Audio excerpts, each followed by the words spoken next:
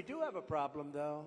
It's climate change, but a different kind of climate change. It's called nuclear global warming. We can say that's global warming. And if we don't have a smart president, you know, you have 5 nations now with pretty massive nuclear power. Some have very massive, including us and Russia.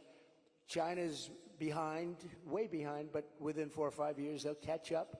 And we don't want them to catch up. Look, the biggest problem, in my opinion, the biggest problem our country has, the biggest problem the world has, is nuclear weapons. They are a destructive force, the likes of which nobody has ever seen before. And we have to make sure they're never used. We have to make sure it's not going to happen. You're exactly right. You brought up Ronald Reagan already. Ronald Reagan famously said, "A nuclear war can never be won and should never be fought." And I think it's interesting you talked about climate change, Mr. President. The Democrats and Kamala Harris, they were quick to talk about how climate change is an existential threat. But what they're not talking about is the existential threat of nuclear war and World War III, which is exactly where we sit today because of the warmongers and their puppets, Joe Biden and Kamala Harris. And they don't want to talk about it because the consequence of where they have taken all of us as the American people and the world is economic hardship around the world, a destruction of our economic well-being, and an annihilation of humanity, our families, our kids, our communities around the world. There's a recent poll that YouGov did that pointed out over 60% of Americans feel that World War III and nuclear war is going to happen within 5 to 10 years.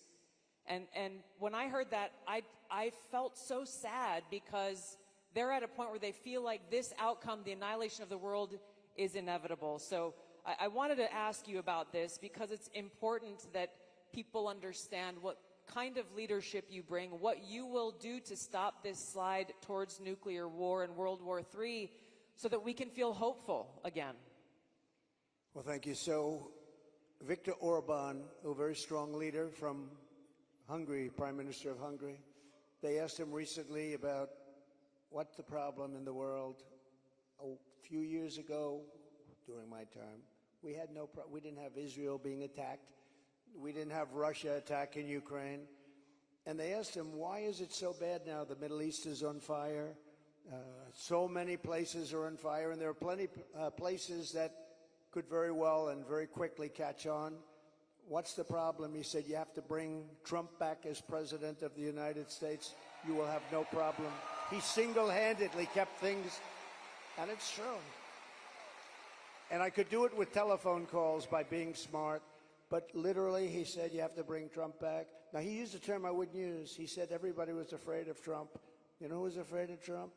They said China was afraid of Trump. Russia was afraid of Trump. They were all, and I don't want to say that. I will say this. They respected me and they respected our nation. They don't respect our nation anymore. They don't respect our nation anymore. Think of it. What would the world be like if Russia didn't do what they did, and they would have never done it? I used to speak to Putin about it. I had a very good relationship. No chance. You know what happened, I think, Afghanistan, when he saw the horrible leadership that we displayed in Afghanistan, I think he said, wow, this is a time to go in, because I wasn't there. He would have never done it if I was president, and Israel would have never been attacked.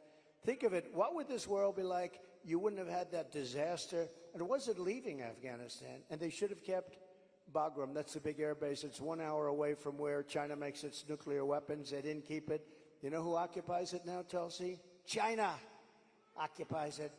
So we have, if you have the right president, and we don't right now,